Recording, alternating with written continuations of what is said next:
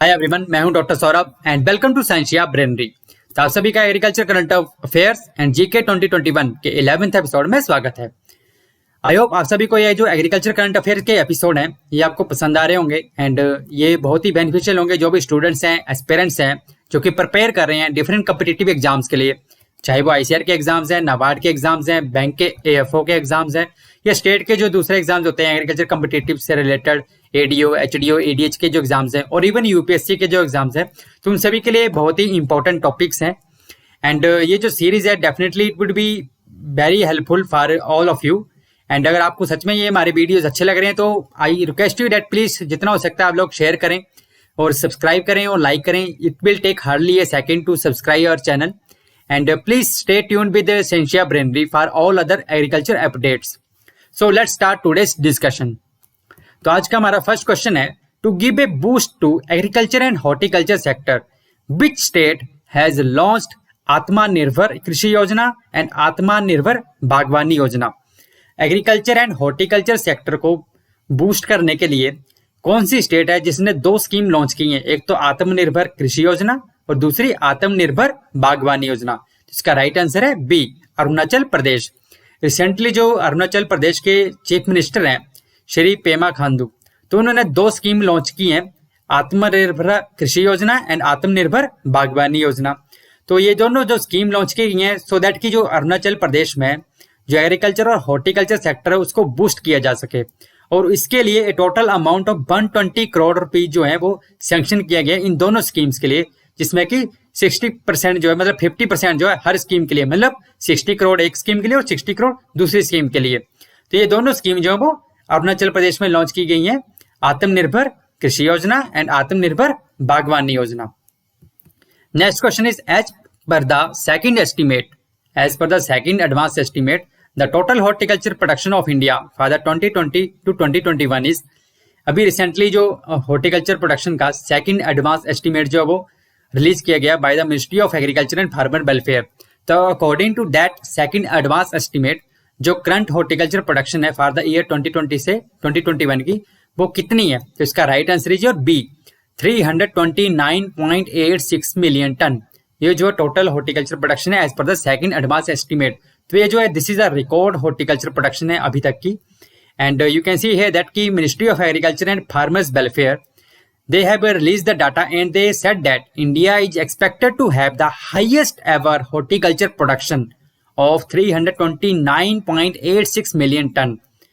तो आप देख सकते हैं कि ये जो हॉर्टिकल्चर प्रोडक्शन है this is 2.93% higher as compare to previous year. अगर हम 2019 और 20 की बात करें तो उससे 2.93% ज्यादा है 2020 टू 2021 की जो हॉर्टिकल्चर प्रोडक्शन है, जो कि 329.86 मिलियन टन है। अब हॉर्टिकल्चर की जब हम बात करते हैं तो आपको पता है हॉर्टिकल्चर में डिफरेंट फील्ड्स हैं, जैसे कि फ्रूट साइंस है, वेजिटेबल्स भी उसमें आते हैं हॉर्टिकल्चर में, फ्लोरिकल्चर है, प्लांटेशन और स्पाइस क्रॉप भी हॉर्टिकल्चर का पार्ट है। तो इसमें जो फ्रूट्स की प्रोडक्शन है इस एडवांस एस्टिमेट के according to that is 102.76 million ton. Vegetable की बात करें तो 196.27 मिलियन टन। और उसी तरह फ्लोरिकल्चर की बात करें तो जो फ्लोरिकल्चर सेक्टर है उसकी प्रोडक्शन जो है वो कम हुई है ड्यू टू द पेंडेमिक। हम कह सकते हैं कि पेंडेमिक का फ्लोरिकल्चर सेक्टर पे इफेक्ट पड़ा है और उसकी जो प्रोडक्शन है 7.1% तक डिक्लाइन हो गई है। और प्लांटेशन क्रॉप की बात करें तो प्लांटेशन की क्रॉप की प्रोडक्शन जो है as per the second advance estimate that is your 16.60 million ton. Next question is India's rank in global hunger index 2021। अभी रिसेंटली आप सभी ने भी सुना होगा कि ग्लोबल हंगर इंडेक्स जो है उसका जो रैंक था डिफरेंट कंट्रीज के लिए वो रिलीज किया गया अभी रिसेंटली अक्टूबर मंथ में ही। तो उसमें इंडिया का कितना रैंक है? तो इसका right answer is your A, according to global hunger index 2021 जो इंडिया का रैंक है दैट इज 101। तो अभी जो ग्लोबल हंगर इंडेक्स है 2021 उसमें इंडिया का रैंक जो है 101 है अमंग द 116 कंट्रीज। तो अभी हम कह सकते हैं कि इस साल जो है इंडिया का रैंक जो और पिछड़ गया है, मतलब पीछे हो गया इंडिया और भी ज्यादा। तो जैसे कि अगर हम बात करें तो 2020 में इंडिया का रैंक जो था वो 94 था आउट ऑफ 107 कंट्रीज, और अभी आप देखें 2021 में तो इंडिया का रैंक हो गया 101 एज पर द जो ग्लोबल हंगर इंडेक्स की रिपोर्ट है 2021 की। और इवन सरप्राइजिंगली अगर आप देखें तो 2021 की रैंकिंग में इवन जो पाकिस्तान है, बांग्लादेश है और नेपाल है उनका रैंक भी इंडिया से बहुत बेटर है। So as per this report, जो ग्लोबल हंगर इंडेक्स की जो रिपोर्ट है उसके अकॉर्डिंग जो इंडिया की सिचुएशन है वो बहुत ही अलार्मिंग है। यू कैन सी है दैट जो इंडिया है, हमारा भारत जो है, that comes under the alarming और you can see serious category की सिचुएशन में आता है as per the global hunger index. But हुआ क्या है रिसेंटली, उसके बाद जैसे ही ग्लोबल हंगर इंडेक्स की रिपोर्ट आई तो उसके बाद जो इंडिया है उसने इस रिपोर्ट को चैलेंज किया। तो अकॉर्डिंग टू जो उसने इस रिपोर्ट को चैलेंज किया, जो ग्लोबल हंगर इंडेक्स की जो रिपोर्ट है, तो अकॉर्डिंग टू जो मिनिस्ट्री है, ministry of women and child development, तो उन्होंने कहा है कि इंडिया में अभी currently there are 3.9% children who are malnourished. और ये जो डाटा दिया गया है ग्लोबल हंगर इंडेक्स रिपोर्ट में, तो दिस इज इनफ्लेटेड। इंडिया ने इसको चैलेंज किया है, मीन्स ये एक रॉन्ग डाटा है। तो एक्चुअली अगर हम देखें तो जो ग्लोबल हंगर इंडेक्स है तो उसमें 4 क्राइटेरिया होते हैं, मेन 4 कैटेगरीज हैं जिसको कि देखा जाता है किसी भी कंट्री को रैंक देने के लिए। एक तो थी अंडर न्यूट्रिशमेंट कितने लोग हैं, बेस्टिंग कितना हो रहा है, स्टंटिंग कितने लोग हैं और अंडर 5 मोर्टेलिटी कितनी हो रही है। अगर हम बात करें तो इंडिया की जो परसेंटेज वाइज देखें, तो अगर इंप्रूवमेंट देखें तो बेस्टिंग, स्टंटिंग और अंडर 5 मोर्टेलिटी में, तो इसमें इंडिया का जो है वो जो स्टेटस है वो इम्प्रूव हुआ है। बट जो अंडर नरिशमेंट कैटेगरी है इसमें इंडिया का जो स्टेटस है उसमें बहुत ही मतलब खराब दिखाया गया according to this global hunger index की रिपोर्ट के अकॉर्डिंग। तो इसलिए जो है इंडिया का रैंक जो बहुत ही पीछे जो है वो चला गया है। तो गवर्नमेंट ऑफ इंडिया का स्टैंड ये है कि डेलिबरेटली ये जो है कि इंडिया का रैंक पीछे करने के लिए इस ये जो डाटा है इसको इन्फ्लेट किया गया है, इसको मैनिपुलेट किया गया है। जबकि गवर्नमेंट ऑफ इंडिया कह रही है कि there are only 3.9% children who are malnourished. So next question is, recently the cabinet committee on economic affairs CCEA, they have approved how much nutrient based subsidy for the potassium and phosphorus fertilizers for the rabi season। अभी recently जो cabinet committee होती है on economic affairs, उन्होंने कितने जो है amount की subsidy है, न्यूट्रिएंट बेस्ड सब्सिडी जो है वो प्रोवाइड की है फॉर द रबी सीजन के लिए, specially for the phosphorus and potassic fertiliser के लिए। तो इसका right answer is your C, more than 28,000 crore. तो आप देख सकते हैं जो कैबिनेट कमेटी है ऑन इकोनॉमिक अफेयर्स, जिसको कि चेयर कौन करते हैं, प्राइम मिनिस्टर, तो they have approved the nutrient based subsidy of 28,655 crore for the phosphorus and potassium fertiliser के लिए for the rabi season from October 2021 से मार्च 2020 तक के लिए। और उसमें अगर हम देखें जो न्यूट्रिएंट बेस्ड सब्सिडी है उसमें पर केजी जो सब्सिडी रेट्स हैं नाइट्रोजन का वो फिक्स किया गया है 18.7 रुपीज पर केजी। फॉस्फोरस की बात करें तो 45 रुपीज है एंड पोटाशियम की बात करें तो 10.116 रुपीज पर केजी है। उसी तरह सल्फर की बात करें तो 2.374 रुपीज पर केजी है। अगर हम बात करें जैसे कि फर्टिलाइजर की सब्सिडी की बात जब हम करते हैं, अगर हम इंडिया में फर्टिलाइजर की कंजप्शन की बात करें तो इंडिया में सबसे ज्यादा कौन सा फर्टिलाइजर यूज होता है, यूरिया। और यूरिया के बाद हम बात करें तो डीएपी जो होता है, डाई अमोनियम फॉस्फेट जो होता है, that is the most widely use fertiliser by the farmers in India after urea के बाद। Next question is, world egg day is celebrated on, world egg day कब सेलिब्रेट किया जाता है, on the first Friday of October every year, या second Friday को और third Friday of October every year. इसका राइट आंसर है B, world egg day जो है वो सेलिब्रेट किया जाता है हर साल on the second Friday of अक्टूबर। जो अक्टूबर मंथ का सेकंड फ्राइडे होता है उस दिन वर्ल्ड एग डे सेलिब्रेट किया जाता है एवरी ईयर। अगर हम वर्ल्ड एग डे जो है, it was first established in Vienna 1996 में एस्टेब्लिश किया गया था एंड उस टाइम ये डिसाइड किया गया to celebrate the power of egg on the second Friday in October every year. तो इसलिए हर साल सेकंड फ्राइडे जो होता है अक्टूबर मंथ का उस दिन वर्ल्ड एग डे सेलिब्रेट किया जाता है। और इस 2021 का अगर हम बात करें तो सेकंड फ्राइडे किस डेट को था, ऑन 8th ऑफ अक्टूबर को था। ठीक है, तो on 8th of October world egg day was celebrated.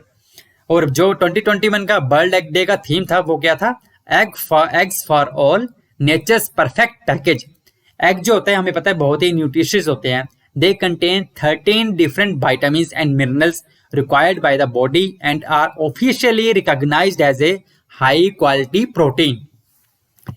Next question is, which of the following species of fish have been identified recently in the Indian Ocean? अभी recently Indian Oceans में एक नई species जो fish की वो identify की गई है। तो इसका राइट आंसर है जो सी, फ्लावर स्कॉर्पियन फिश। अभी रिसेंटली जो फ्लावर स्कॉर्पियन फिश है उसकी एक नई स्पीसीज जो है वो आइडेंटिफाई की गई है इंडियन ओशन में। ये जो फिश स्पीसीज है फ्लावर स्कॉर्पियन फिश जो है ये पाई जाती है ओनली पैसिफिक ओशन में पाई जाती है, बट रिसेंटली इंडियन ओशन में भी इसको आइडेंटिफाई किया गया है। और इसका रीजन ये बताया गया है कि जो ग्लोबल वार्मिंग हो रही है जिसकी वजह से जो सी टेम्परेचर जो वो राइज हो जा रहा है, तो you can see here that rise in temperature of sea water due to global warming it might have induced the migration of this species from different region. जो ग्लोबल वार्मिंग हो रही है जिसकी वजह से ये जो स्पीसीज है फिश की ये डिफरेंट रीजन्स को माइग्रेट कर रही है। तो आप देख सकते हैं ये पैसिफिक ओशन में पाई जाती है mainly, but recently it has been found in Indian Ocean में माइग्रेट हो गई है, तो that is due to the global warming. तो आप देख सकते हैं कि ग्लोबल वार्मिंग जो किस हद तक अफेक्ट कर रही है। दो ये स्पीसीज है अगर हम बात करें तो this species it was discovered first in the Pacific Ocean of Japan almost a century ago. You can see in 1929 में इसको डिस्कवर किया गया था, सबसे पहले पैसिफिक ओशन में आइडेंटिफाई किया गया था। Next question is world food day is celebrated on. World food day कब सेलिब्रेट किया जाता है? अभी रिसेंटली हमने वर्ल्ड फूड डे सेलिब्रेट किया है, तो इसका राइट आंसर है और 16 अक्टूबर। हर साल 16 अक्टूबर को वर्ल्ड फूड डे सेलिब्रेट किया जाता है। और ये जो वर्ल्ड फूड डे 16 अक्टूबर को क्यों सेलिब्रेट किया जाता है? To commemorate the date of the founding of United Nations Food and Agricultural Organization in 1945। 16 अक्टूबर 1945 को जो यूनाइटेड नेशन की ऑर्गेनाइजेशन है FAO Food and Agricultural Organization, तो उसका फाउंडेशन हुआ था इस डेट को। तो डेट्स वाई FAO का जो फाउंडेशन डेट है 16 अक्टूबर 1945, तो उसी दिन वर्ल्ड फूड डे जो सेलिब्रेट किया जाता है। और जिसका कि मेन एम्फेसिस जो है the sustainable development goal 2 means zero hunger. हमें पता है जो यूनाइटेड नेशन है उसके 17 सस्टेनेबल डेवलपमेंट गोल हैं, जिसमें से कि जीरो हंगर भी एक सस्टेनेबल डेवलपमेंट गोल है। नेक्स्ट क्वेश्चन इज रिसेंटली एक एलियम की स्पीसीज है, न्यू एलियन स्पीसीज जो वो आइडेंटिफाई की गई है इंडिया में, तो वो कौन सी है एलियम की स्पीसीज है? तो इसका right answer is your B Allium negianum. तो रिसेंटली एलियम जो है वो अनियन फैमिली के जीनस होते हैं, तो उसकी एक नई स्पीसीज जो आइडेंटिफाई की गई है एलियम नेगियानम। जो ये जो स्पीसीज है it was identified in Uttarakhand में, और उत्तराखंड में 2019 में इसको डिस्कवर किया गया था and recently it has been confirmed. Recently ये कंफर्म किया जा चुका है साइंटिस्ट के द्वारा कि ये जो है वो नई स्पीसीज है। तो जो साइंटिस्ट हैं NBPGR ICR का जो National Bureau of Plant Genetic Resources है न्यू दिल्ली में, तो वहाँ के जो साइंटिस्ट हैं doctor K Madhav Rai, doctor Pavan Kumar and doctor S Rajkumar, तो उन्होंने जब एक्सप्लोरिंग किया इस स्पीसीज के लिए उत्तराखंड हिमालयस में, तो उन्होंने ये स्पीसीज आइडेंटिफाई की थी एलियम नेगियानम। और ये जो स्पीसीज है एलियम नेगियानम ये ग्रो करती है अब 3000 to 4800 मीटर अब मीन सी लेवल में पाई जाती है। और ये जो एलियम नेगियानम जो स्पीसीज का नाम है, एलियम तो जीनस का नाम है, बट ये जो स्पीसीज का नाम है नेगियानम, तो ये नाम जो दिया गया है to honour the late doctor Kuldeep Singh Negi. तो इनको ऑनर करने के लिए ही इस स्पीसीज का नाम जो नेगियानम रखा गया है इनके नाम पे, कुलदीप सिंह नेगी जो कि एक फेमस एक्सप्लोरर थे एलियम कलेक्टर के, एलियम स्पीसीज के फेमस एक्सप्लोरर थे, मतलब जिन्होंने बहुत सारी स्पीसीज जो है एलियम की कलेक्ट की थी। तो उन्हीं को ऑनर करने के लिए इस स्पीसीज का नाम जो नेगियानम रखा गया है। नेक्स्ट क्वेश्चन है which of the following is magic rice variety of Assam which does not need cooking. इनमें से कौन सी जो मैजिक राइस वैरायटी है असम की जिसको कुकिंग की जरूरत नहीं पड़ती है? तो इसका राइट आंसर इज योर ए बोकासोल। बोकासोल जो वो एक मैजिक राइस वैरायटी है जिसको कि हम कुकिंग करने की जरूरत नहीं पड़ती है। ये जो एक स्पेसिफिक काइंड का इंडिजिनस वैरायटी है राइस की, असम में पाई जाती है, जिसको कि हम मड राइस भी कहते हैं। और इसकी बहुत लंबी हिस्ट्री भी है। इन द 17th सेंचुरी में ऐसा बिलीव किया जाता है कि it was the fuel for home soldiers fighting the Mughal army. जो मुगल आर्मी का जब इन्वेजन हुआ था तो उस टाइम वो लोग उनसे फाइट कर रहे थे होम सोल्जर, तो उनके लिए एक फ्यूल की तरह काम करती थी ये जो राइस की वैरायटी। तो बहुत ही हिस्टोरिकल ट्रेडिशनल वैरायटी है राइस की बोकासोल, जिसको कि मड राइस भी कहा जाता है। तो बोकासोल रिक्वायर्स जीरो फ्यूल, मीन्स इसको कुक करने की जरूरत नहीं पड़ती, तो इसलिए इसको जीरो फ्यूल चाहिए, बिकॉज इसको कुकिंग की बिल्कुल भी जरूरत नहीं पड़ती है। इसमें क्या करते हैं, जो राइस के जो होते हैं उसको सोक किया जाता है कोल्ड वाटर में लगभग 1 घंटे के लिए, एंड उसके बाद ये स्वेल कर जाता है, और उसके बाद इसको हम मिक्स कर सकते हैं कर्ड के साथ, जैगरी के साथ और बनाना के साथ, and we can easily eat. So this is the traditional rice variety of Assam की बोकासोल। इसको GI टैग भी मिल चुका है, इन 2018 में इसको GI टैग भी मिल गया। Next is as per the ethanol blending programme government of India has advanced the target for ethanol blending in the petrol to what %। जो इथेनॉल ब्लेंडिंग प्रोग्राम है गवर्नमेंट ऑफ इंडिया का, उसके according government of India ने अभी ये decide किया है recently कि जो इथेनॉल की ब्लेंडिंग करते हैं पेट्रोल में, तो उसकी परसेंटेज को बढ़ाया जाएगा। तो कितना परसेंट तक इसको इंक्रीज किया गया है, इथेनॉल को कितना परसेंट इथेनॉल जो वो ब्लेंड किया जाएगा पेट्रोल में। तो इसका right answer is your B, 20%। Ethanol जो वो हमें पता है एक बहुत ही इंपॉर्टेंट एग्रो बेस्ड प्रोडक्ट होता है, जो कि मेनली प्रोड्यूस किया जाता है by product of the sugar industry, namely molasses. जो शुगर इंडस्ट्री में जो मोलासिस होते हैं उसका जो बेस्ट प्रोडक्ट होते हैं, बाय प्रोसेसिंग के बाद जो प्रोडक्ट बनता है, तो उससे मेनली इथेनॉल जो वो बायोफ्यूल की तरह डिजाइन किया जाता है। जो इथेनॉल ब्लेंडिंग प्रोग्राम है, जिसका कि मेन एम क्या है, to blend the ethanol with petrol के साथ उसको ब्लेंड करना, ताकि जो पेट्रोल को इंपोर्ट करने के लिए जो भी करोड़ों रुपए खर्च किए जाते हैं गवर्नमेंट के द्वारा, so that we can save millions of dollar by cutting the fuel imports and decreasing the carbon emissions. तो इसलिए गवर्नमेंट ऑफ इंडिया ने अभी डिसाइड किया कि वो 20% तक इथेनॉल ब्लेंडिंग करेंगे पेट्रोल में, जो कि फ्रॉम 2025 टू 2030 तक, ठीक है, 2025 से 2030 तक 20% तक इथेनॉल ब्लेंडिंग की जाएगी पेट्रोल में। और अभी कितना परसेंट तक ब्लेंड किया जाता है इथेनॉल पेट्रोल में? अभी करंटली हम 8.5% ही इथेनॉल ब्लेंडिंग करते हैं, बट 2025 से 2030 तक गवर्नमेंट का प्लान है कि हम 20% तक इथेनॉल ब्लेंडिंग करेंगे पेट्रोल में। बट इसमें कुछ इश्यूज भी हैं, तो आप देख सकते हैं कि इसमें इश्यूज क्या हैं। एक तो इशू है फूड सिक्योरिटी का। फूड सिक्योरिटी का इशू कैसे है? जो इंडिया का प्लान है, इंडिया का एम्बिशियस प्लान है to cut the use of fossil fuels, ताकि हम फॉसिल फ्यूल्स के यूज को कम कर सकें, तो और इथेनॉल के यूज को हम प्रमोट कर सकें। Ethanol which is derived from the rice, corn and sugar, it could undermine its food security. जो राइस, कॉर्न या शुगर के जो प्रोडक्ट होंगे, बायो प्रोडक्ट होंगे, उनसे इथेनॉल बनाने का गवर्नमेंट का प्लान है, ठीक है। और ये जो न्यू इथेनॉल ब्लेंडिंग के जो टारगेट हैं, that primarily focus on the food based feed stocks in light of grain surplus and wide availability of technologies. अभी गवर्नमेंट ये प्लान कर रही है जो इथेनॉल ब्लेंडिंग का जो प्रोग्राम है, तो उसमें इथेनॉल प्रोडक्शन भी करनी पड़ेगी ज़्यादा हमें। तो इथेनॉल प्रोडक्शन के लिए गवर्नमेंट जो मेनली रिलाई कर रही है जो फूड बेस्ड फीड स्टॉक्स है हमारे, जैसे कि हमने बात की राइस, शुगर, कॉर्न। तो क्योंकि गवर्नमेंट ये सोच रही है कि हमारे पास सरप्लस फूड है। अभी आप देख सकते हैं कि इंडिया जो है सेल्फ सफिशिएंट है फूड प्रोडक्शन में, हम बहुत सारा फूड जो है एक्सपोर्ट भी करते हैं, and we have now innovative technologies भी हैं।